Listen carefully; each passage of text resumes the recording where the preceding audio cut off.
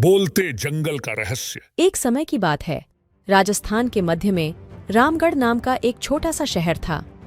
रामगढ़ अपने खूबसूरत किला पार्क और बोलते जंगल के लिए जाना जाता था, जिसके बारे में कहा जाता है कि यहाँ ऐसे पेड़ थे जो रहस्य बताते हैं।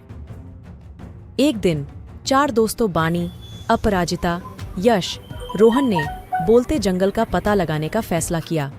वे साहसी बच्चे थे, हमेशा कोई नया रहस्य सुलझाने की तलाश में रहते थे। जैसे ही वे जंगल में दाखिल हुए, उन्हें एक अजीब सी अनुभूति महसूस हुई।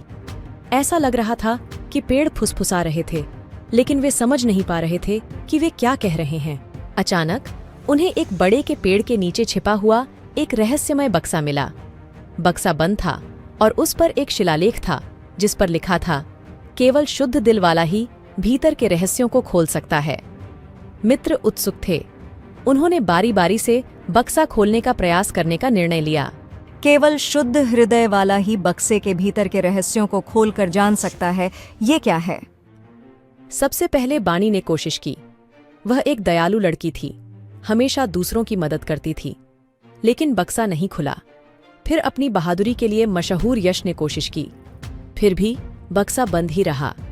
उनमें से सबसे बुद्धिमान रोहन ने अगला प्रयास किया। उसकी बुद्धि के बावजूद बक्सा हिला नहीं। हम 3 असफल रहे।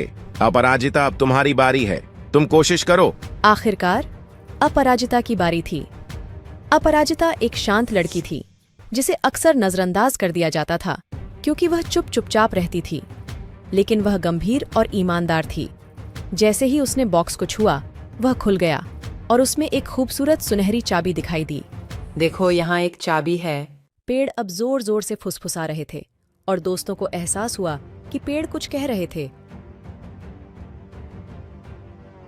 सुनो, वे कुछ कह रहे हैं, जंगल के हृदय की चाबी, जंगल के दिल की चाबी।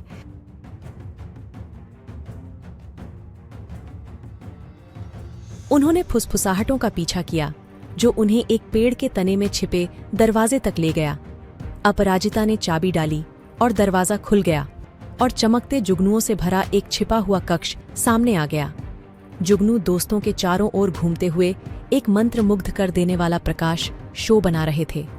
फिर उन्होंने हवा में शब्द बनाए, सच्चा मूल्य सर्वश्रेष्ठ होने में नहीं, बल्कि स्वयं के प्रति सच्चा होने में निहित है। सच्चा मूल्य सर्वश्रेष्ठ होने में नहीं, बल्कि स्वयं के प्रति सच्चा होने में है। दोस्त अचंभित थे।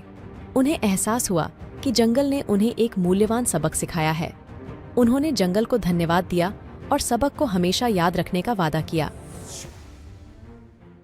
उस दिन के बाद से दोस्त न केवल एक दूसरे के प्रति, बल्कि रामगढ़ में सभी के प्रति अधिक सम्मानजनक हो गए। उनके साहसिक कार्य की कहानी फैल गई और बोलते जंगल राजस्थान के हृदय में ज्ञान और सच्चाई का प्रतीक बन गया।